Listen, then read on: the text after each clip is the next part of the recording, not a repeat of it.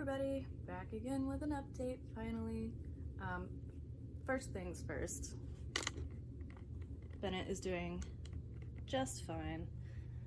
Isn't that right, sweetheart? You gonna look at me? Yeah, say hi to everybody. Yeah. We're pretty sure, I can't remember what I put in my post. We're pretty sure she had a vaccine reaction. She had a new to her vaccine, and later that day started showing concerning symptoms, so we took her to the emergency vet. She got some antihistamines and some steroids. She's finishing out her round of steroids, but as you can see, she's doing totally fine. Honestly, by day 4, she was perfectly back to normal. So we're just finishing out her medications now, and she's good to go. So thank you. So many of you guys were, concerned about her, and I really appreciate that. It made me feel a lot better. A lot of my friends were texting me and making sure I was doing okay, which I also appreciated because I was not doing okay. She scared the crap out of me. So the fact that she recovered so quickly and thoroughly was definitely a blessing. But anyway, on to the reading update. I don't have, like last time I had this big long list of books, I don't have that again. I've still been reading. It's mostly been easy, quick stuff to read, because I'm doing, of course, that Lent challenge. Ooh, okay, bye. And so I've been sticking to really easy stuff to read. A lot of it has been, I keep wanting to say graphic novels, but I'm not sure if that's the right word. Like when you take a webcomic and make it into a book. Is that a graphic novel? I know it can't be a comic book, right? I know what comic books are. I don't know. But yeah, so I read Sarah Scribbles' Herding Cats. I love Sarah Scribbles. It's by Sarah Anderson. I've been following her comic for ever. So when somehow I didn't know until recently that she had a bunch of book collections. So I've been reading those here and there. So I got that one out of the way.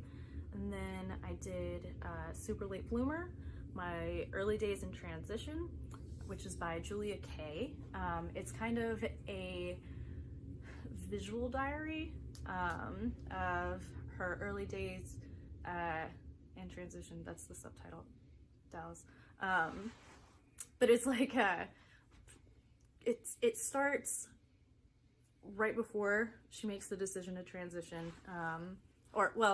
you kind of have flashbacks to that time. Anyway, so you see the thought process behind, am I trans? Okay, yes, I'm trans. Do I want to transition? Yes, I'm going to transition. And then, moving forward from there. It's super interesting. I loved it. I think it's really great for anyone who, doesn't necessarily understand that process or understand how someone could feel that way. I think it goes into and illustrates, no pun intended, all of those feelings and thoughts very, very well. I'm gonna disclaimer, I am cis. So if anything I'm saying right now is offensive, please let me know and I will correct myself in the future. But yeah, it was wonderful. I loved it. I thought it was great. And after that, I switched gears strongly, actually, and read a Cyanide and Happiness book, which was I'm going to hell for laughing at this, like, in the best way possible. Which book was it? Stab Factory, by Chris Wilson. And it's Cyanide and Happiness, and you know what you're getting with that. After that, I read a real book. I read The Tale of Despero, which I've never read before, actually. Somehow, as a kid, I just missed it. And all that. Do you guys remember that weird time in the late 90s, early 2000s, where all the kid books were about talking mice? Let's see, I read the Poppy books, Poppy and Ragweed. Yeah, Ragweed. I read all of those, loved them. And then, what was that other series? The Deptford Mice. with the evil cat Jupiter. I read all of those. Somehow missed Tale of Despero. Don't know how or why. I also never read Redwall, so maybe we'll get to that this year. But yeah, that's by Kate DiCamillo? I'm bad at last names. Pretty sure it's DiCamillo. You probably, if you know Tale of Despero, you know who I'm talking about, probably. She also wrote Because of Winn-Dixie. Yeah. And I actually partially read this book to the dogs at work while I was bored. And then from there, that gets us to the night Bennet had her problems, and we were sitting in the emergency waiting room. They had taken her back to, you know, look at her and everything. They were getting her on oxygen, and I realized, oh no, I haven't read today. And I'm doing my Lent challenge, so it's like, I need pages. I need something super fast and easy. And I got on Scribd, and the last two books I had read on Scribd were the Cyanide and Happiness book and the Sarah Scribbles book. So I was just scrolling through like the related list that it generates for you. And I found this book called Some Very Interesting Cats Perhaps You Weren't Aware Of. Fairly certain that is the correct. It is a long title. And it's by Doogie Horner. I almost said Hauser. It's Doogie Horner. And it was the perfect thing to take my mind off everything that was going on. Each page introduces a cat with its name and a description. I feel like I remember there being a lumberjack cat, so it would have been like Bob Lumbercat. It was super punny, you guys. It was great. And then there's a drawing of the cat, and most of them, not all of them, some of them the illustration was enough, but most of them had like a little paragraph almost story that went along with them, and they were so great. And I was screenshotting so many of these to save because I loved them so much that it occurred to me at some point, I was like, someone's gonna come after me for copyright infringement somehow. Like, but like there was the werecat named David that of course I had to send to my uncle David, who loved it. There was one of the last kitten in the litter in the shelter, and he's plotting his escape from the cage. Sent that one to all of my coworkers. Just stuff like that. They were so funny. And it was wonderful. It was exactly what I needed in that moment, and therefore I will always love it and recommend it to everybody who likes cats. I did start Are You Loathsome Tonight by Poppy Z. Bright. I love them. I love everything they write. I'm making my way through their backlist, slowly but surely. The first book I ever read by them actually was Liquor, which I didn't find out until months after the fact is technically the second book in a series.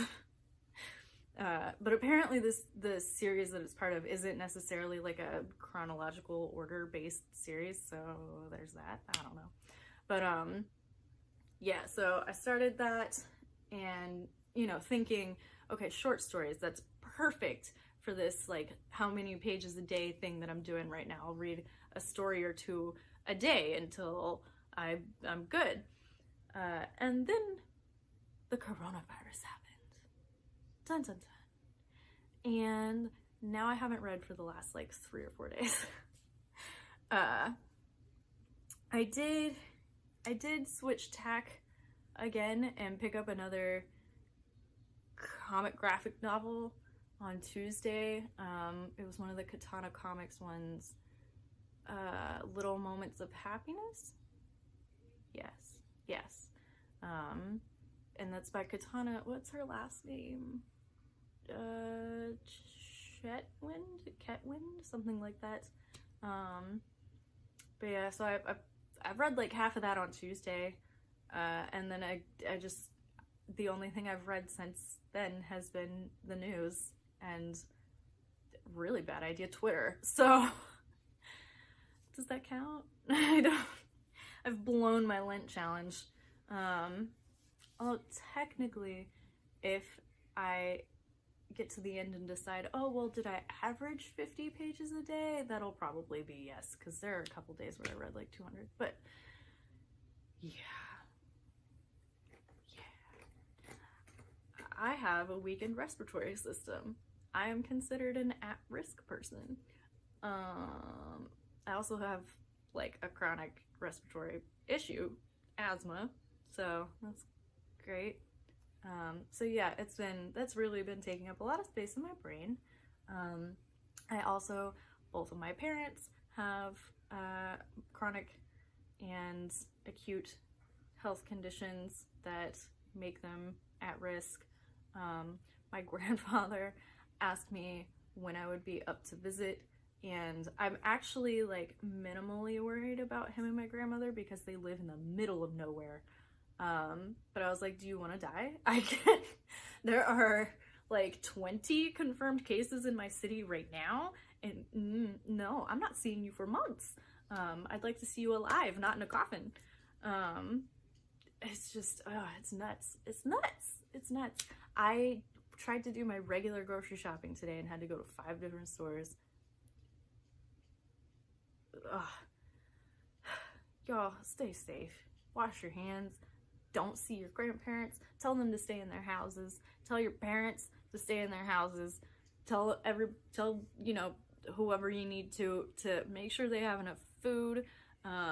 Utilize grocery delivery services. A lot of them are waiving some of their non-essential fees, and that includes pet stores and things. A local, I think they're a local chain, I haven't seen them outside of Atlanta, but a local pet supply chain is waiving their same-day delivery fees for the foreseeable future. Just don't freak out. Like, do what the CDC is saying. Get about 2 weeks worth of food. Make sure you have hand soap, and just be smart, be safe, take care of yourselves, wash your damn hands, and stop buying masks. Unless you actually need one, stop buying masks. I have multiple family members in medical fields, and they need them. They need them. So leave them for the medical people, unless you actually need a mask. And hey, if you get quarantined, just read a shitload of books until they make you leave your house again. I'll see y'all. Bye.